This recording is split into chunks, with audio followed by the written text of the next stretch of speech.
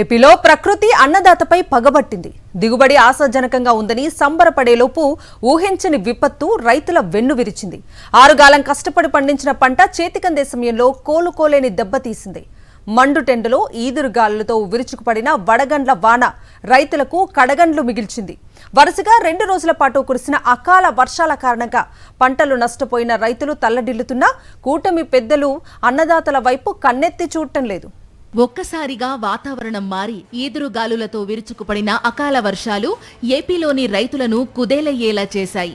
కృష్ణా, నెల్లూరు, శ్రీ సత్యసాయి, ఎన్టీఆర్, అనంతపురం, పార్వతీపురం, మన్యం జిల్లాలకు సంబంధించిన 16 మండలాల్లోని 89 గ్రామాల్లో రైతులు తీవ్రంగా నష్టపోయారు. సుమారు 1215 హెక్టార్లలో 2043 మంది రైతులకు చెందిన వ్యవసాయ పంటలు దెబ్బతిన్నట్లు ప్రభుత్వం ప్రాథమికంగా అంచనా వేస్తోంది.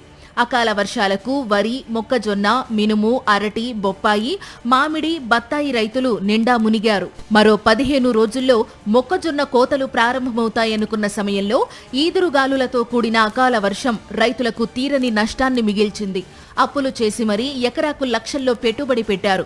పంట ఏపుగా పెరగడంతో రైతులు దిగుబడిపై ఆశలు పెట్టుకున్నారు.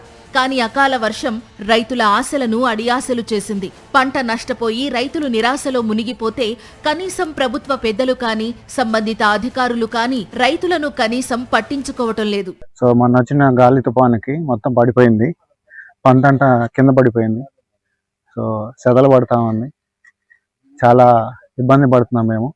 ఇప్పటి వరకు కూడా ఎవరో కూడా మమ్మల్ని వచ్చి పలకరించిన వాళ్ళు లేరు. స్థానిక అధికారులు కానీ ప్రభుత్వం ఎమ్మెల్యేలు కానీ. వైఎస్ఆర్సీపీ హయాంలో వర్షానికి పంట నష్టపోతే త్వరితగతిన అంచనాలు వేసి నష్టపరిహారం చెల్లించారని రైతులు గుర్తు చేసుకుంటున్నారు. కూటమి ప్రభుత్వం కూడా అదే విధంగా ఆదుకోవాలని రైతులు కోరుతున్నారు. ఇప్పుడు ఎకరానికి ₹1,00,000 పెట్టుబడింది. మాకు ఇది మొక్కజొన్నకి ₹1,00,000 పెట్టుబడింది. ఏమన్నా రైతులు నష్టపోకుండా గవర్నమెంట్ ఆదుకుంటాం అంటే ఒక లెక్క ఉండదండి. మాకు పోయిన గవర్నమెంట్లో మాకు అన్ని న్యాయం జరిగిందండి. అసలుకి పసుపు వచ్చేసి ఒక ఎకరానికి ₹1,00,000 ఇచ్చారు పెట్టుబడి.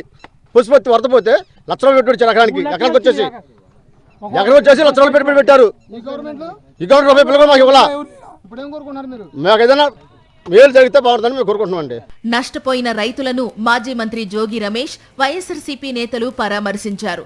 అండగా ఉంటామని అభయం ఇచ్చారు. తమది రైతు ప్రభుత్వం అంటూ స్పీచ్లు ఇచ్చే చంద్రబాబు అకాల వర్షాలపై ఇప్పటికీ స్పందించకపోవటం దారుణమని జోగి రమేష్ మండిపడ్డారు. అకాల వర్షాలకు నష్టపోయిన రైతులను ఆదుకోవాలని, అరకొరగా మిగిలిన పంటలకు గిట్టుబాటు ధర కల్పించాలని డిమాండ్ చేశారు.